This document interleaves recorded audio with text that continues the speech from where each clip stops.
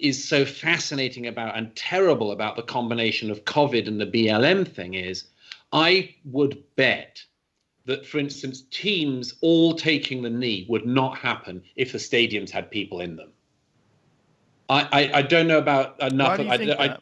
I don't want to speak about American football because I really would be on the least knowledgeable terrain I could possibly find myself in. But if the terraces in the UK, in the soccer terraces, the football terraces, were filled with fans, the fans would not still be staying silent as the teams all took the knee.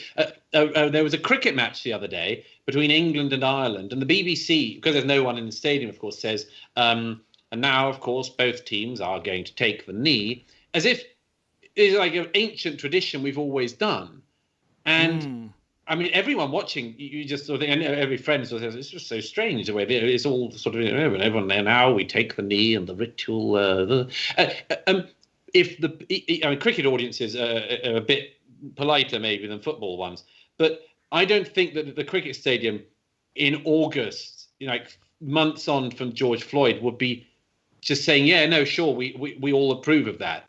The terraces in the football would definitely not be by now. They'd have started to boo. And so this is this thing of the combination of events.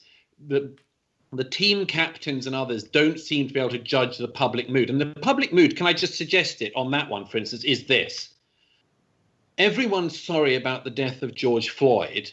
Nobody defends the Minnesotan policeman. And we feel no responsibility for the killing. Like, nobody in the football stadium had anything to do with the killing of George Floyd. And the cricket audience didn't kill George Floyd. Right. And they're willing for a bit to say, well, there seems to be a particular problem that does sometimes come up in American policing, and I wish that was able to be sorted out because that's just ugly as hell. But I'm not responsible. I'm not changing all the norms of my society. I'm not introducing new weird rituals and dance routines we're meant to go through, jumping through hoop after hoop after hoop, because of something which I have no connection to and no responsibility to. Because this is a form of a claim of collective guilt and responsibility, which is ugly every way you tried to do it. Agreed. I agree with everything you just said. I think it would be interesting to see how people would react in a large crowd, and whether or not the crowd in America in a football stadium would go with it, or whether or not they would boo. I would assume most people would go with it, given today's climate, because they would be scared to boo. They'd be scared to react that way. This is how I feel the climate is today in America.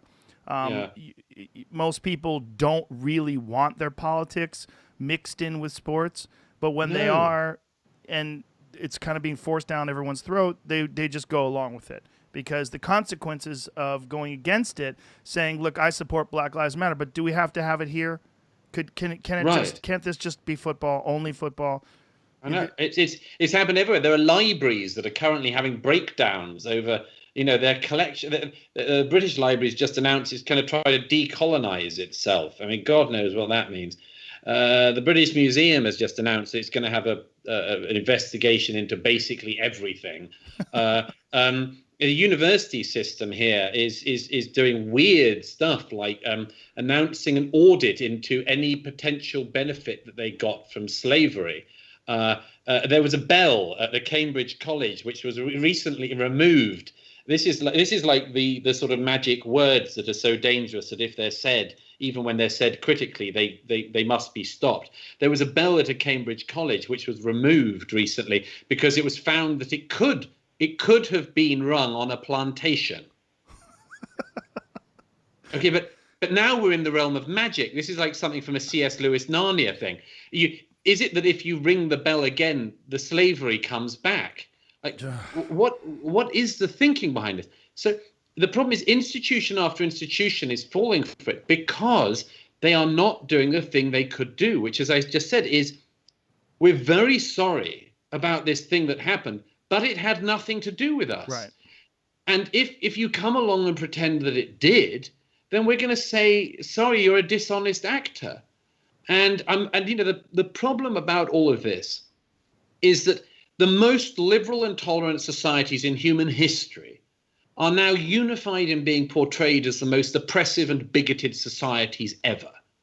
And that's, by the way, a particular problem you have in America, particularly with American graduates.